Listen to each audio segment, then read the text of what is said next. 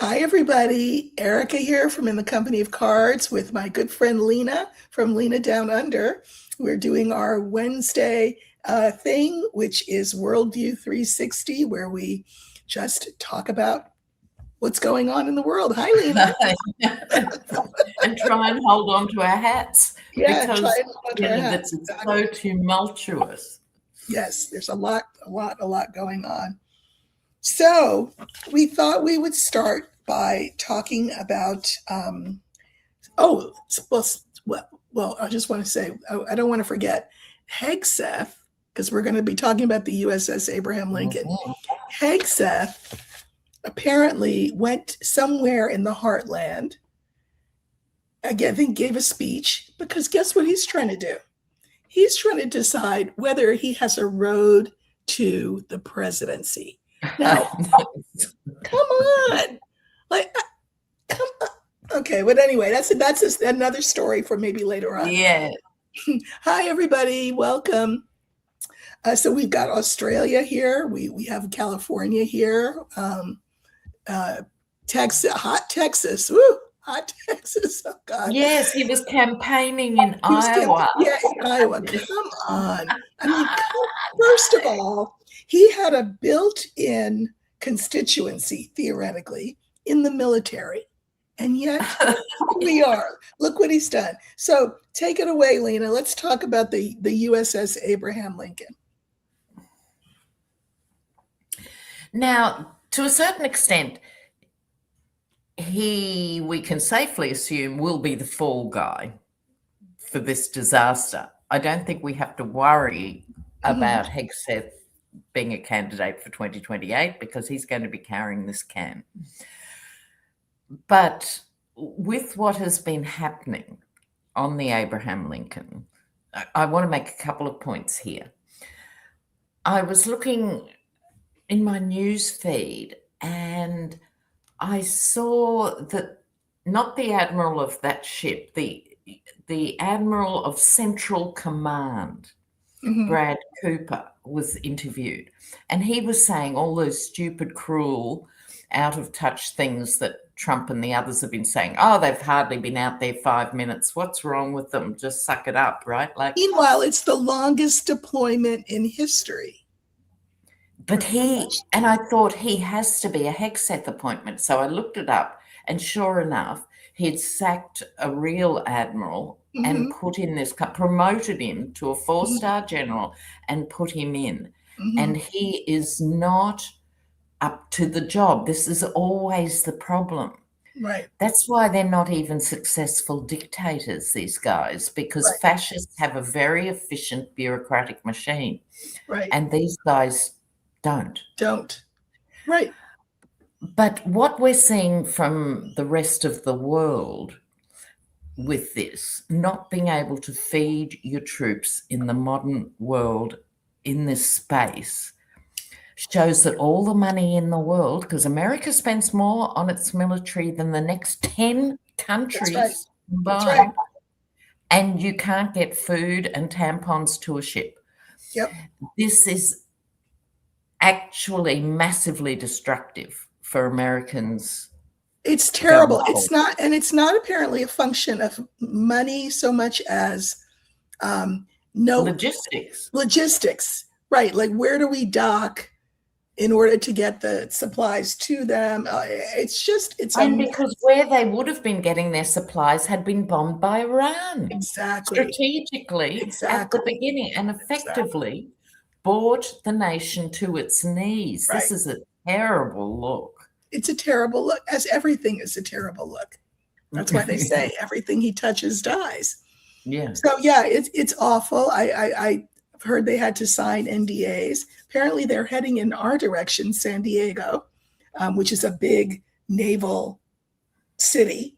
So so that's that. I mean, but the other part of it is so we have the USS Abraham Lincoln, but there are other ships that service it.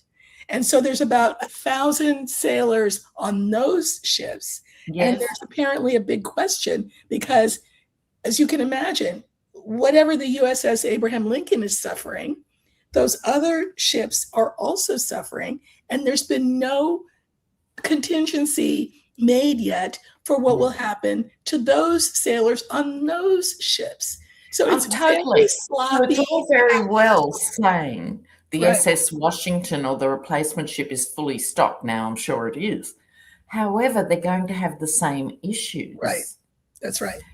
And also, I mean, imagine what it's like for the commercial fishermen and stuff who've been stuck there since the beginning of the blockade without even a country to support them. Right. So apparently it's now opened the door for piracy. Right. Yeah. So now the pirates are moving in to this uncontrolled space. Right.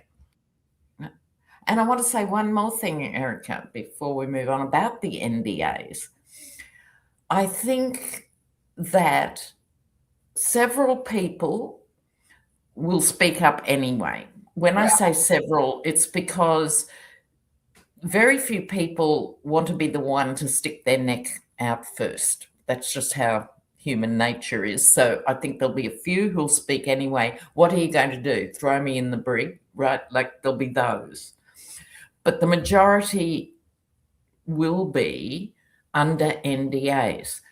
I think they need to be organising now for a class action that it was signed under duress. Well, lawyers could eat that up in the courtroom. Absolutely. And I think they'll be released from the NDA. Well, speaking of servicemen being disciplined, we'll say, if you recall, there was that serviceman who in his uniform stood out in front of wherever and said what he said, and Trump has had him jailed. So, you know, you can't, under the military law, in uniform, criticize the commander. He knew that. And he knew that. So he will pay. So he was going, I'm going to be the canary in the coal mine. I'm going to stand here. That's what I mean about individual courage and decisions. Exactly. We'll see more of that. Yeah. But the bulk, I think should be a class action, and the lawyers should be being tied up now, ready, you know? Right. It's a shame. And bearing in mind, of course, too, that we have a volunteer army. So, you know, listen to this. No, this is so sick. So there's a new incentive for military people. I guess, I don't know if this is just the Army or whether it's more than the Army, that if they re-up and they sign on for another tour, they will be given a 4-day pass. Guess what the pass is for? Oh, please tell me not Disneyland. No. I mean, no. It's for, there's some video game, Call of Duty, I guess, video game that's coming out. They get a 4-day pass to play Call of Duty. What? Come on. That is so offensive. How about you don't re-up and you can play Call of Duty to your heart's content 24/7, 365? Come on. Exactly. It's so cheap and nasty. And who is going to be the next generation of recruits? Well, they've said they don't want women. They certainly don't want trans. They don't want people of color. No. Well, that only leaves the white boys. Yeah. And I don't know if they can stop gaming long enough to. Well, 10 people have said, sign me up. So, I mean, I don't know. Oh, my God. Anyway, ridiculous. So speaking of military stuff, apparently Darlene Graham, Nay Graham, she was, I don't know what her last name is now, but Darlene Graham's sister had a debate last night, in which she absolutely bombed, because she said, she was asked about international affairs or something, and she goes, well, that really wasn't her thing. Her thing wasn't her thing. And she got booed because, I mean, of all of, it's one thing to be not smart. Okay. And I'm sure she's a lovely woman. She helps blind people get jobs. That's a noble endeavor, but it certainly doesn't qualify you for a Senate seat. And instead of saying, I mean, she's not even savvy. Like, she didn't even say, well, I was busy getting blind people jobs. So it's not like I'm up to speed, but I am getting up to speed. I meet with foreign affairs advisors every morning for 4 hours, and they are really putting me through my paces, and I am good. She didn't say any of that. She just said, oh, it's not my thing. I don't know. What?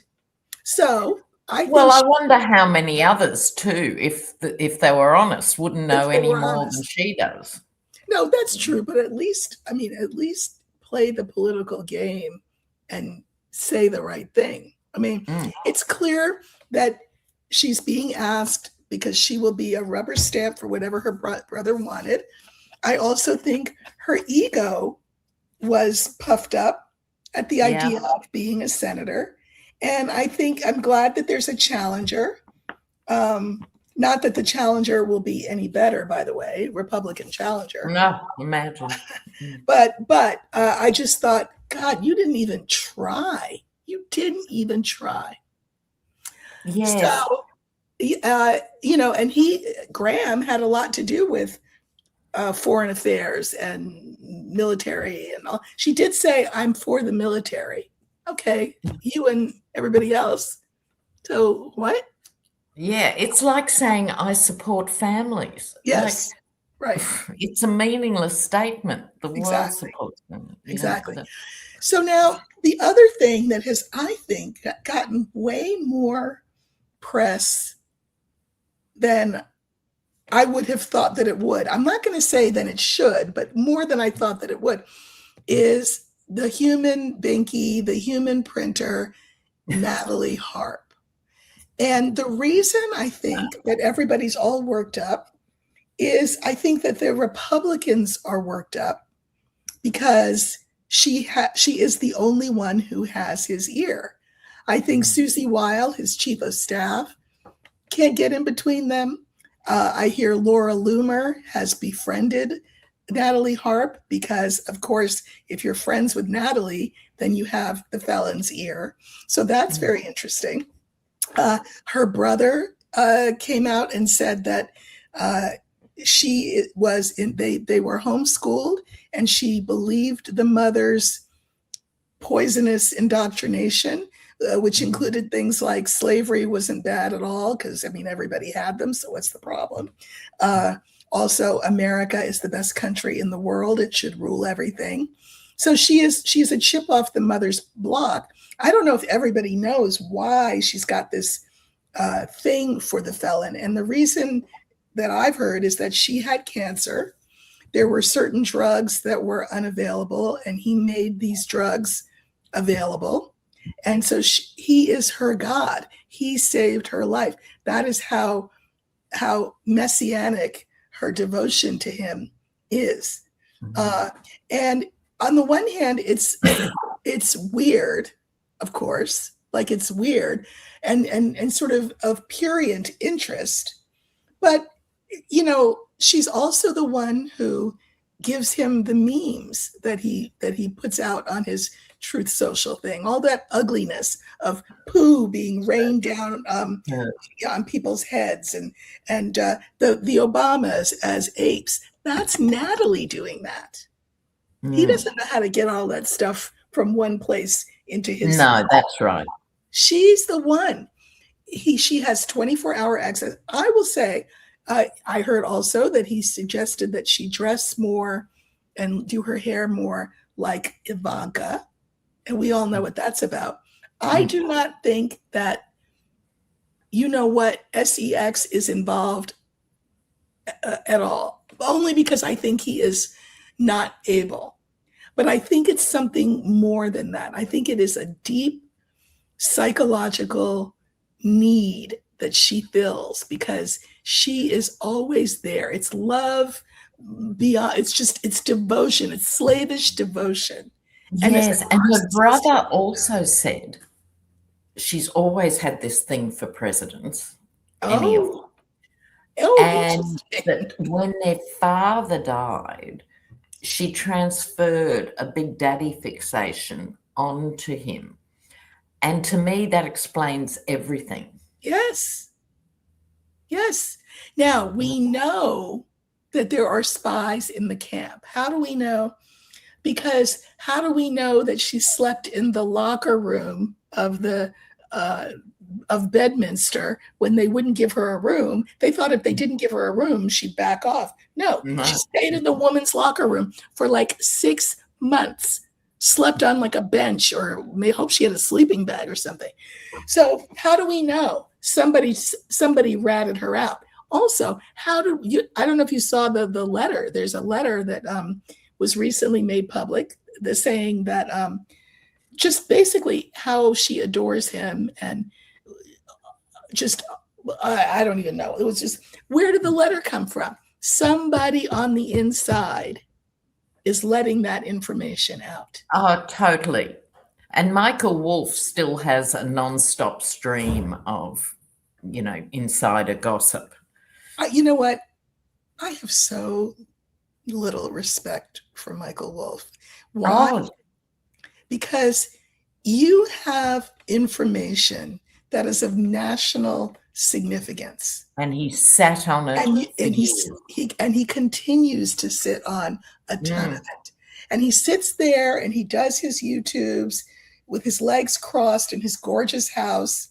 He solicited money from his audience to sue Melania when she threatened to sue him. The lawsuit is thrown out as specious on both sides. Do you think those people are ever going to get their money back? So I can't stand Michael Wolff. I think he's a con artist. But I also think on the Natalie Harp front, there is concern that she is what's a good word? That she could be manipulated by anybody, a foreign power, a bad actor, to, because she's naive. That's the other thing. I mean, I know she's 35 years old, but because she's besotted, she's naive. And she's a national security risk. I think this is what the Republicans think as well. Yes. We will see. We're also going to ask you guys, if you have political questions, please pop them in the comments. Yes, we will address your questions. We will address your questions. But back to that, I think she doesn't work for the Republicans because she's not their beast. No, that's right. That's right. That's right. They don't actually control her. She's on her own mission. Do you know that for 2 years she was working as the human printer with no security clearance? Well, the precedent had already been set with Don Jr. and Jared Kushner. Yes. And none of them had it.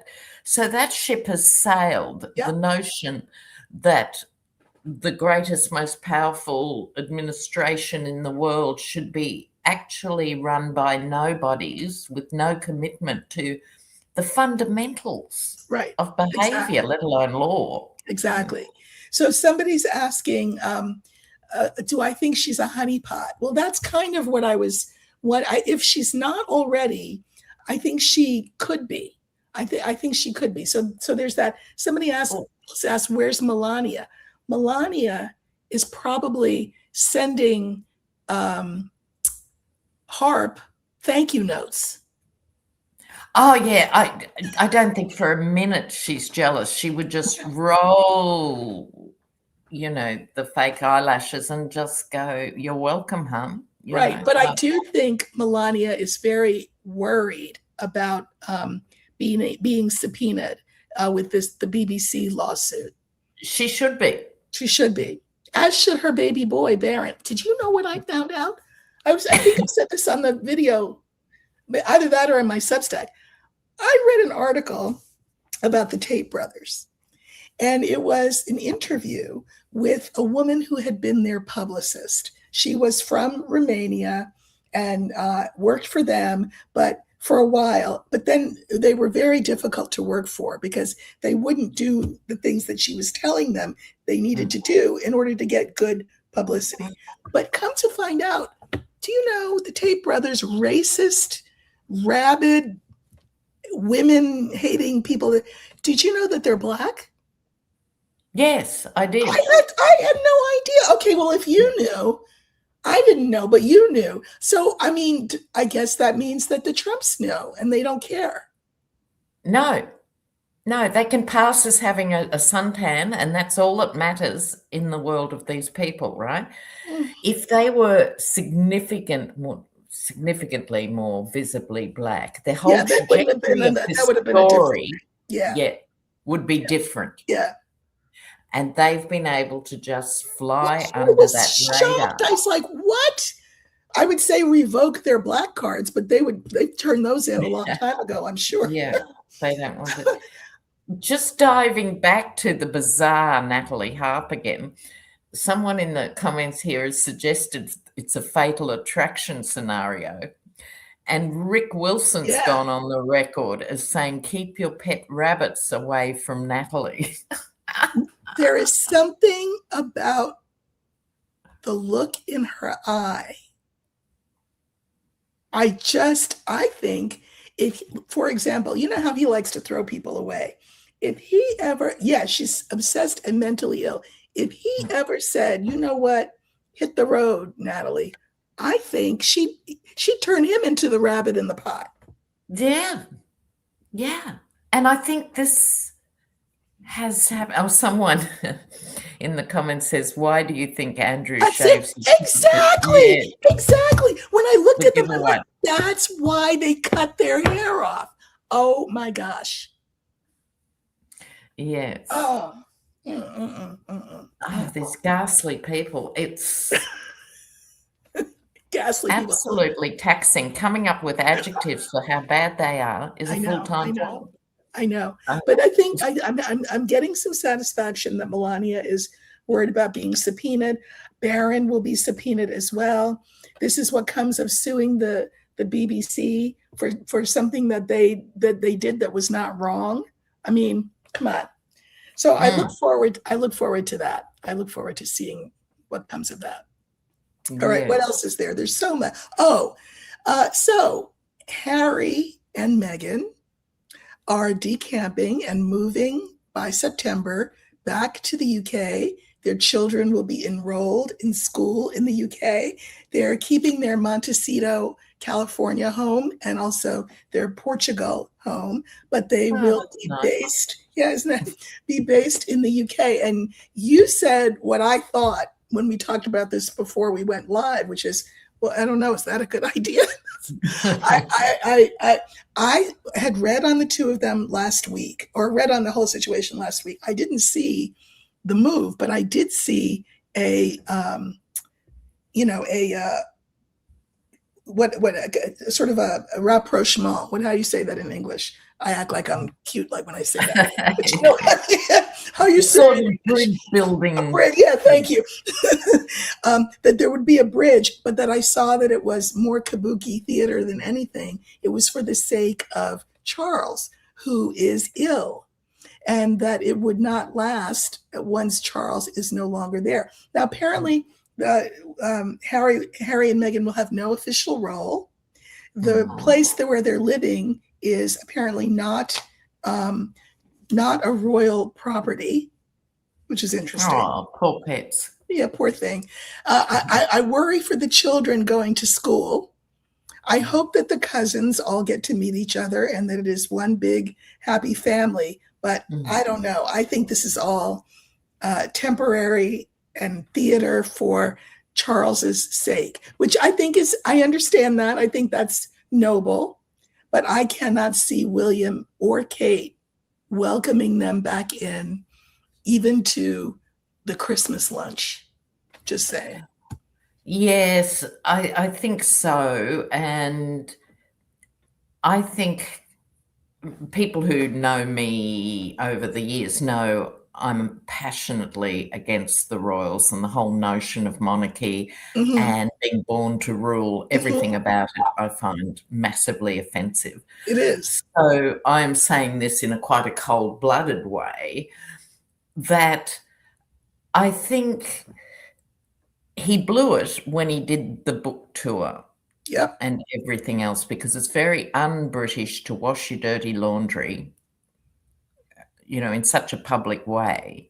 And then he went around the world saying, I don't really want to talk about this, it's so personal, and then would talk to 1,000 interviewers. Right. You can't have it both ways, Harry. Right. You can't. Right. And it's a shame because he'll probably do this again, but he's done genuine work for disabled veterans stuff, and he's been very good at that, and he has something to offer. But William will never forgive him for that. Never. And I mean, you got to understand why. I mean, he is a threat. He does pose a threat to the monarchy. And I mean, not for nothing, for centuries, haven't brothers chopped brothers' heads off and had them done put them in towers. Yes, it's not new. It's not new. It's not new, but very interesting. All right, we're going to zoom back here to Florida just for a minute. I want to talk about the Dems. Angie Nixon, as I predicted, did win her race. So she is the Senate, Democratic Senate candidate, which is very exciting. David Jolly has also won his election. But what now faces the Democrats is this big decision that they have to make about next steps and how they paint progressives. And and I must say, I see it in two stages, right? Mm-hmm. It's limping onto the midterms that is round the corner. Yeah. Don't try and come up with huge positions before the midterms. It's too close. Right. Then there's 2 years. That's right. For the bloodbath in both parties, because there's going to be a split in MAGA and not MAGA, and there's going to be a split, I think, with the Dems, because I don't see the corporate Dems putting their arms around the progressives. No. They just don't. No. But even the progressives, there are wings of the Progressive Party. Yes. Like you've got a Bernie who believes everything comes down to economics. He's very blindered in that is it. But then you have someone like AOC, who certainly did learn at Bernie's knee, but who understands what they like to call identity politics, which I find actually an offensive term, because they think of identity politics as over against the economic argument. And I think that's problematic. I think they're splitting factions that really ought not to be split. So I think it's not just the old school Dems and the progressives. It's what the progressives themselves decide to present to the country as their platform, their electorate. Who is their electorate? So remains to be seen. Yes, and I've got a couple of things on that, in the sense that and why you react to it. The term identity politics implies other. Yes. The only people who have an identity crisis or problem or issue are those people who are Yes, it's really offensive. It's really offensive. They don't see the built-in white component of identity politics, which is what's leading all the mainstream political parties, and particularly the Republican Party. It is identity politics. That's right. A white nationalist party. Right. So there's that. The second point, if I can retrieve it in a moment, about Bernie being old school, like he reminds me of the old Marxists back in the day, right? Economically focused. Look, bless him for the focus, But it needs that new generation to come in who can work both those things. Exactly. Because if you had 4 hours over a couple of glasses of wine with Bernie, I would predict that there's actually another whole layer to his message, which is he sincerely believes capitalism is the problem as it is now, and therefore issues of gender and race are going to be distorted because of that economic paradigm. Mm-hmm. He doesn't get to part 2 of the argument, not because he hasn't No. thought about it, but I think it's too complicated for quick takes on America. Possibly. I saw David Jolly speaking, and he said he's been on the stump with Angie Nixon, and that she's a real, powerhouse. He said all these complimentary things. But before he said all these complimentary things, he also made very clear. Now, if you remember, David Jolly had been a Republican, right? He went from Republican to Democrat, right? And he said, but, I'm not all about socialism. I believe in capitalism, and and this is the issue: is that people, it's what the market will bear, right? Are enough people asking themselves, is capitalism really all it's cracked up to be? And is socialism as the big boogeyman that we've been told as demonic as we've been led to believe? And I think it's a third generational thing, since the war. I think young people don't have those associations so strong. They just know they are being shafted. Right. And they're going to listen to someone who can hear them about those issues that are relevant to them. Right. Yeah. All right, let's zoom back, time travel back to the Tate brothers for a second. Somebody's asking, will they be extradited? Here's the thing.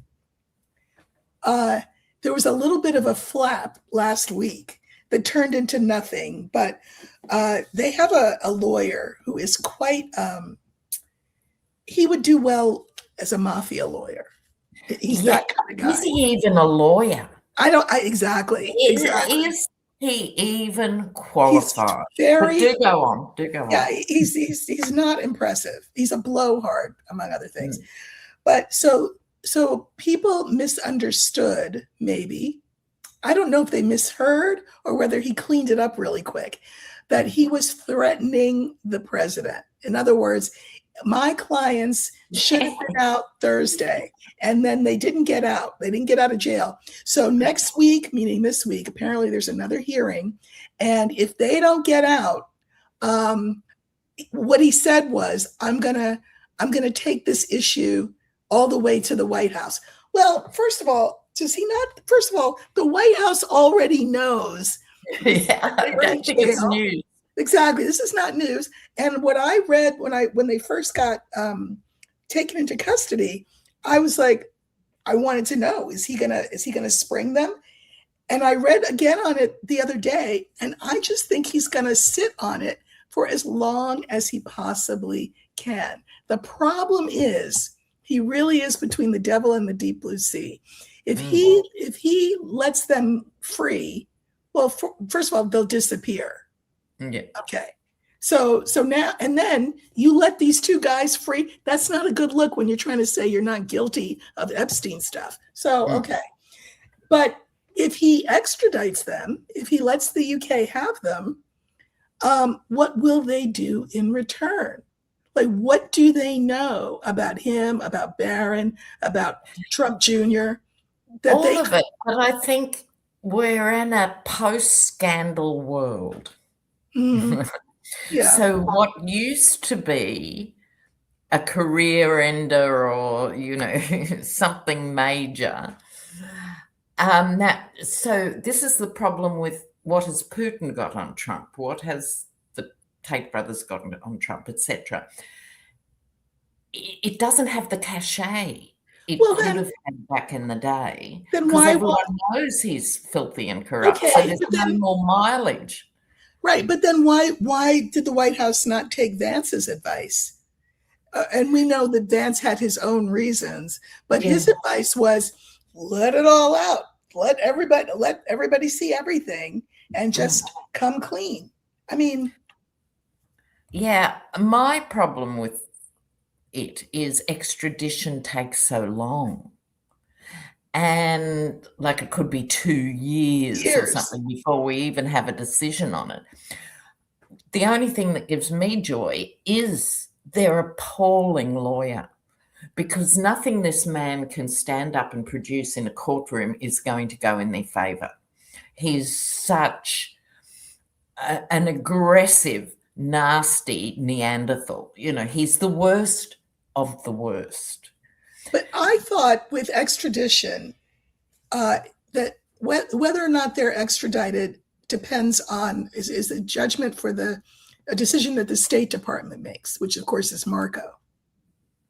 Yes, so there is that, but there's also an AG in the state they're in has a huge say in it as well. And I don't think Marco would let them go. What do you think? Well, he hasn't yet. I think Marco will do whatever the felon tells him to do. Yeah.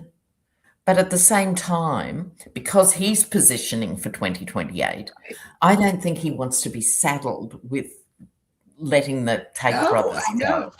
That would haunt him in a way it wouldn't haunt Trump. If Trump let them go tomorrow, everyone would be upset for a week like everything else and moves on. But others don't have that cachet, and Rubio does not have it. Well, can I introduce a new topic via the comments, please? The trade deal with Canada, which was supposed to come into effect as we speak. And of course, he's tacoed out on the 50%. But I think it's all bigger than that. What do you think about this stuff, Erica?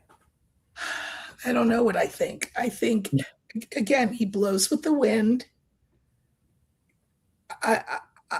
Listen, I am just personally, and I had nothing to do with it, embarrassed. I'm embarrassed. These were our best friends. And every American knew that. You'd say the word Canada and Americans would smile. Yeah. And and the first word, of course, that comes to mind, not that the Canadians loved this, was how nice they are. Yeah. Why would you blow that up? Yeah. Why would you blow that up? And here's the thing. He blew it up. That's true. But all Canada has to say is, we get it, Erica. You're not the felon. You didn't do it. But somebody in your country did it. And if they voted for him twice, what's to say that someone like him won't do what he did or worse? This is the problem. This is why it isn't going to be solved with a change in 2028. No.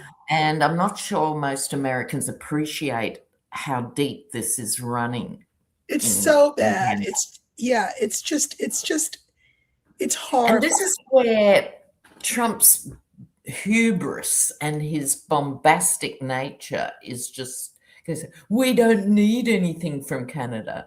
Well, except for the timber, the energy, the potash, the water, except for everything. No, you don't. Right. So, and Carney is the perfect man for the hour. He is. I mean, those of us on the right side of things real economists. Right. We are cheering for Carney, which is really interesting. That I don't know. I mean, you can't trust anything that he says. Well, the bottom line, to answer Sybil's question here, is they're called trade negotiations, but when he's involved and the terrible appointments he involved, no one can trust. No, that's right. The outcome of any trade negotiation. Right. He is so capricious that he'll change his mind like that. So it doesn't matter what wonderful thing is signed. It doesn't matter that nothing is signed. Doesn't matter. It doesn't matter because his word is without value. Exactly. I mean, look, okay, we haven't mentioned, this was a big thing that happened. Poor South Korea. I mean, what? He's mad because he contacts the president of South Korea and says, hey, you want to come help me over there in Iran, send some troops? And South Korea, according to him, said, no, thank you. No. And so in response, we're just going to leave South Korea as sitting ducks for North Korea? Yep. And leaving us as sitting ducks if China gets all imperialistic. So he has kicked all the allies in the guts. Yeah. And it's coming home to roost. It's strengthened the EU. It's strengthened the BRICS countries. And fundamentally weakened every alliance. Yeah. The only allies now are what? North Korea and Saudi Arabia on a good day. Oh, and speaking of allies, Oman trying to mind their business. Not even mind their business. Oman has been one of the countries that's tried to act as an intermediary in these talks. Yes. And he says, if Oman gets in our way, we'll blow this out of them. What is wrong with you? Like, I know. And Oman is not impressed. Talk about shoot the negotiator. Exactly. Because he doesn't like what they come back, because he doesn't actually ever, even before he was president, he never understood a real deal. No. His thing was just to grab what he wanted and let it play out in court. He never actually negotiated anything. He's actually incapable of seeing another person's point of view, whether that's an individual, a family member, or a country.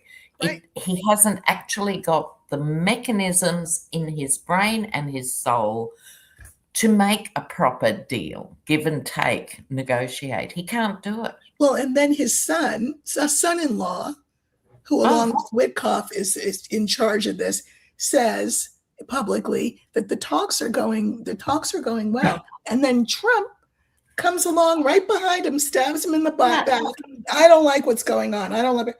So even his own people, he shoots in the foot.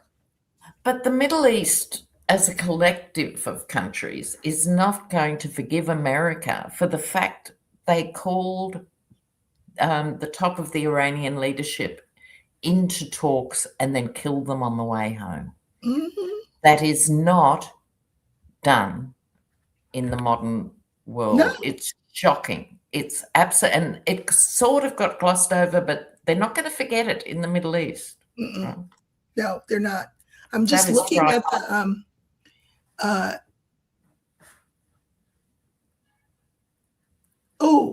can I just correct someone here? I mean, I'm just saying, this is my channel, so I want to correct someone. So this is on the Harry-Meghan thing. The royal family will definitely want to keep the red-headed Scottish blood in the monarchy, regardless of the scandals. The fact that it has American Negro blood will in time be a plus. Can I just suggest that you erase the word Negro from your vocabulary, at least when you're on my channel, because we don't use that word. We don't use the N-word. We don't use Negro. We don't say colored. It's Black, or you don't need to say anything else, or African American. That's it. Please don't do that, because it's not. I mean, don't do that. Yes. And just to take it in another direction for a moment, there's still a big question mark over Harry's paternity. Well, you know what? It's so weird that you said that, because I had a dream last night where I was with Harry and, no, not Harry, William and Kate. And I was having this conversation with Kate. I thought I had lost my bag. And she said, oh, no, we have a service that will find it. And they did. They found my bag. Everything was in. She's very, but I remember when I woke up, my first thought was that guy, James Hewitt. And I said, I don't know. If you do like a side-by-side comparison, why I'm thinking of this, I don't know. Out of his mouth. Yes. Not a passing resemblance. No. But you know what?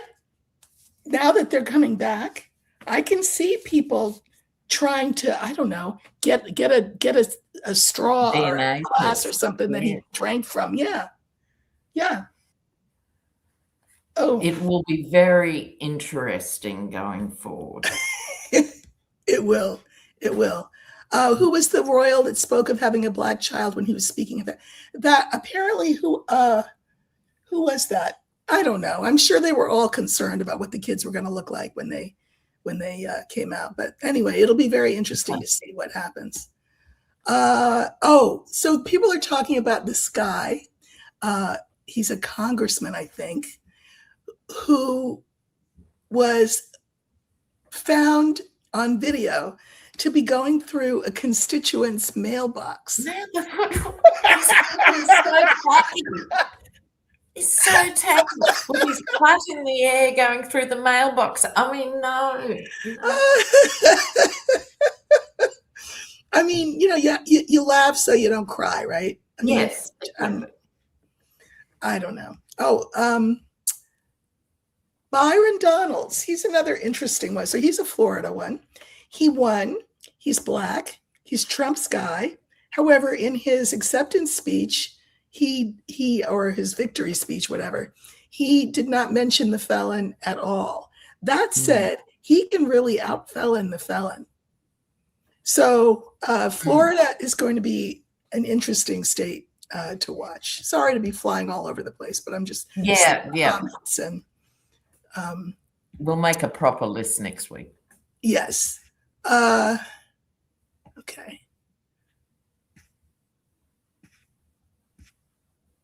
Marco, yeah. Well, where has JD been? Have you seen him around lately? Yeah, I think he's hiding under the desk. He's probably scared of Natalie Harp. Probably. Okay, CBC, so that's the Canadian Broadcasting Company, is purporting that the majority of Canadians will refuse to buy booze from the States, even if stores start stocking it. Good for you all, then. Don't buy it. Don't buy it. Don't buy it. And I feel for individual companies that are impacted by the boycott, but Canadians have not seen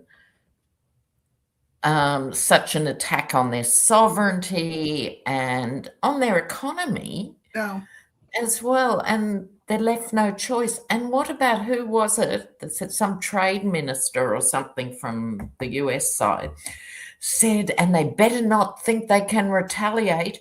There must be no retaliation from Canada. I'm sorry, say that again. Try that with grown-ups. And so the quiet revolution, they will not sell another bottle of bourbon in Canada. Except we want to keep our feet. We want to keep our feet on the ground, because we've got Valhalla Winston reminding us that there apparently are now 3, what they're calling them Maple MAGA provinces. Yeah, Alberta's always been a problem. Alberta has always been, but now there's 3 of them.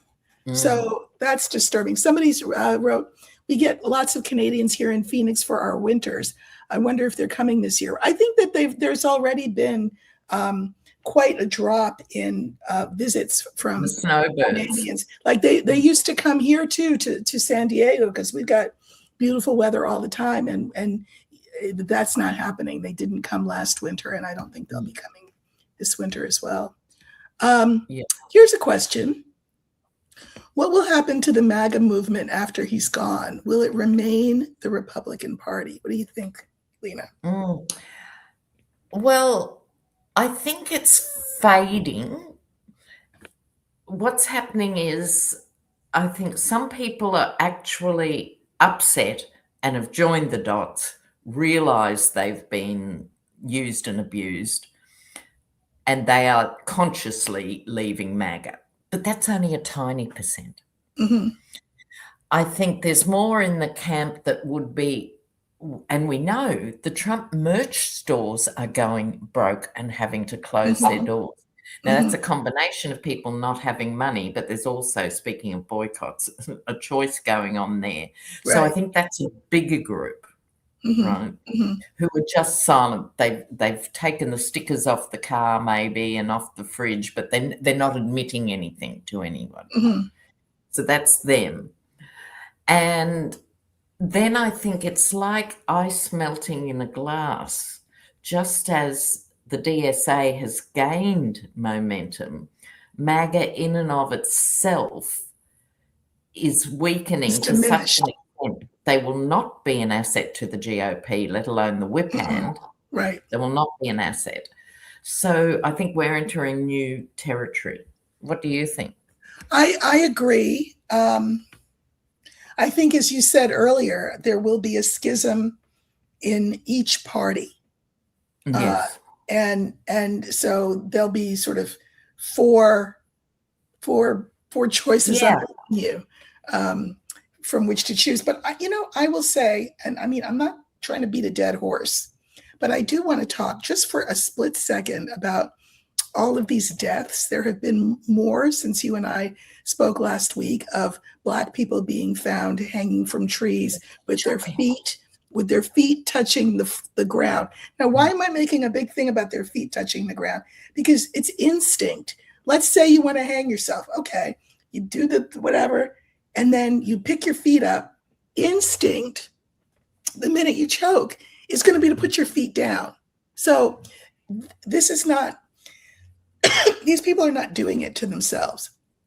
But I have seen something that just takes my breath away. So I saw one person in the comments, they were talking about this, the most recent one, which is a 16-year-old, beautiful 16-year-old girl. And she was found in Charlotte. And so somebody's commenting on it and saying, there really needs to be an investigation, et cetera. And somebody in the comments wrote, well, I mean, they said there'd been 7 so far. 7 out of how many million? So what? And then I started to read more of the comments, and they were more of the same.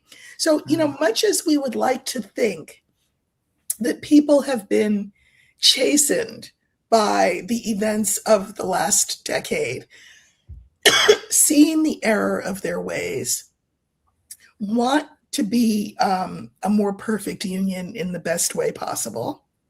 I don't think so. I think that just as there have been a lot of people who have woken up and chosen to not be what I call, not to cultivate cluelessness, there may be an equal and opposite force at work because of this coarsening that he's done of the culture. It's profound, the damage he has done. Like, there's been these watershed moments since he was first on the national stage. John McCain was one, then the Mexican rapist, but it was Charlottesville that with those tiki torches was a turning point. The world went, well, he's over now. You can't possibly come back from this. But he let the genie out of the bottle in that time. And so now individuals are going to have to pay the price for that horror, that horrific mentality. It's just unforgettable. And I'm not hearing the Dems react to it much. Yeah, I know. And the problem with any form of abuse in this way, I'm just being delicate for YouTube. Right. That people who get away with it multiplies by definition. So it becomes an actual ongoing risk that people have to look after themselves individually, not go places alone, and all that. But that's not the point. Right. The point is the systemic nature of it. It's the systemic nature of it. Yeah. I mean, I don't know. And I do think that if you're not Black, you can look at this as a sort of an intellectual, interesting, an optional topic. Yes, thank you. An optional topic. Perfect. But when you're Black, you can't help but feel hunted. Hunted. It is the word, because it's true. That is what is happening. Yeah. So please, you all, pay attention to that. Don't let that be lost in space. What's going on? Okay, how about this? Oh, yeah, this is a good question. Why has the issue of Texas oil drilling companies invading Greenland gone quiet? They had already shipped and unloaded equipment on the island. The owner of that company is a big Trump supporter too. I think this is a very good question, the way they phrased it, because exactly they have, quiet as it's kept, under cover of night or whatever. They have shipped equipment, drilling equipment there. Yes. Greenland did not ask anybody for that. Denmark didn't ask anybody for that. And I am wondering what is going on. Are they just going to take the oil and then dare anybody to say? Here's what I think. And in case we run out of time, I think Christine makes a point too. Like Mexicans and all Latinos being hunted by ICE. Exactly. There's this human hunting going on that's horrendous. Back to Greenland. And the company's called Greenland Energy. It's like a bad joke. It's like a bad joke. So you can see why they've chosen the name, because it sounds like Greenland's really into it, you know. Right. Except nobody's fooled. Now, mining is not banned in Greenland, but you do have to apply and go through a process. They have not done that. No. Therefore, it's being treated as an occupying force, you know, a first toenail as an occupation of Greenland. Well, isn't it a criminal act? Like if you go to somebody's yard and start digging it up. Exactly. So I've been looking up this stuff, right? Okay. To find out how it actually goes together. So they've moved all this equipment, you know, I presume on boats or whatever, they've all this equipment, but they haven't started the process. Oh. Right? This is important. They just thought they'd muscle in, they'd drop all this equipment, they'd say to the locals, jobs, like there'll be jobs, you know, and think people would line up to join this. No. So I don't think it's going to actually get to the drilling stage. They're from Texas. What do they know about 20 feet of permafrost? Right. You know, like that they are not the company that is going to be drilling successfully for oil in Greenland. But there should be criminal penalties just for a criminal thing. And also why I don't think it would go forward, Denmark would not tolerate it, and therefore the EU would be obliged. Right. Well, that's it. That's right. Would be obliged to right. move it. No one wants it to get to that stage. Right. So in the meantime, and also, what would Texan oil drillers know about that? If it had been an Alaskan company, I'd actually be far more worried. Right. Right. But these dudes aren't going to be able to hack it just in the mining camp before they put a drill bit in the ground. You know, they're just not. All right. Well, good. Well, we have to send that energy in that direction, that they just don't know what they're doing and that they'll take their stuff and go home. Yeah, or they'll leave it there and go home. Okay, I don't think they'd even be able to get it out. Yeah, let Greenland use it. Yeah, that's right. Thank you so much. Well, you all, as always, we never run out of things to talk about. Thank you for helping us by adding your suggestions of things to look at. We appreciate that. And we will be back next week. You know, you can always find us on our own channels. Lena is Lena Down Under. So if you're not subscribed to her, please go do that. And of course, I'm here. So here you are. And we'll see everybody next week. So take care. See you guys.